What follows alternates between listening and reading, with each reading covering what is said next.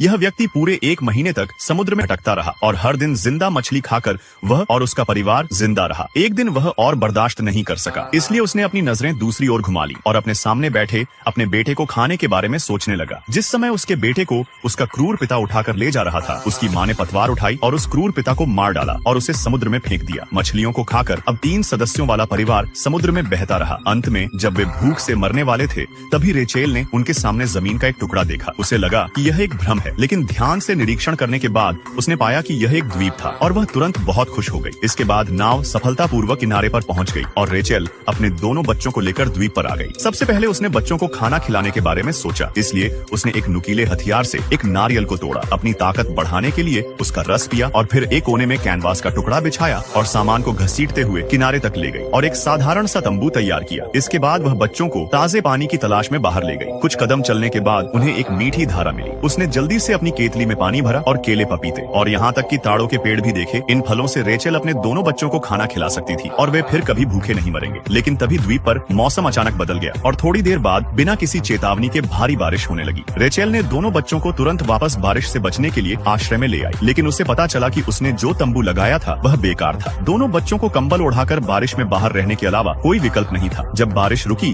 तो उनका तंबू बिखरा हुआ था और रेचेल को पता था कि उन्हें एक नया आश्रय बनाना होगा। तभी उसके लड़के ने अचानक माँ पुकारा। उसने पीछे मुड़कर देखा तो उस वीरान द्वीप पर एक छोटा लकड़ी का घर था। वह तुरंत खुशी खुशी लकड़ी के घर पर चढ़ गया। पलक झपकते ही छोटा भाई जॉन बड़ा होकर लड़का बन गया और बड़ी बहन लूसी बड़ी होकर लड़की बन गई। वे 20 साल से इस अलग थलग द्वीप पर रह रहे हैं। सोने का अंडा ढूंढना उनका पसंदीदा खेल है। लूसी को खेल में जीतने देने के लिए जॉन ने जानबूझकर अपना सुनहरा अंडा छुपा दिया। लूसी ने उससे पूछा कि चैंपियन का पुरस्कार कहाँ है। जॉन ने स्वयं समुद्र की गहराई में गोता लगाया और जब वह पानी के ऊपर आया तो उसके हाथ में एक सीप थी। उन्होंने खोल को खोला, उसके अंदर का मोती निकाला और लूसी को देते हुए कहा कि यह चैंपियनशिप का उपहार है। लूसी को लगा कि मोती बहुत सुंदर है, इसीलिए उसने उससे मोती का आभूषण बनवाया और उसे अपने सिर पर पहना। जॉन दरवाजे के बाहर चुपके से लूसी के सुंदर शरीर को देख रहा था। एक युवा के रूप में उसे अचानक एक अलग तरह की भावना महसूस हुई और उसका शरीर अनायास ही बदल गया, लेकिन उसे नहीं पता था कि यह क्या था। इसलिए अपने अवसाद को दूर करने के लिए जॉन ने एक हारपून लिया और शार्क को द्वंद्व युद्ध के लिए चुनौती दी और यहाँ तक कि वह शार्क के साथ तैराकी में प्रतिस्पर्धा भी करना चाहता था। उसने बड़े उत्साह के साथ लूसी को यह दृश्य बताया, लेकिन लूसी ने कहा कि जॉन मूर्ख है क्योंकि वे किसी भी तरह से शार्क के पास से तैरकर नहीं निकल सकते थे। जॉन के आत्मसम्मान को तुरंत ठेस पहुंची और बहस के दौरान दोनों जमीन पर गिर पड़े। इस समय अचानक माहौल असामान्य हो गया। अगली सुबह जब लूसी उठी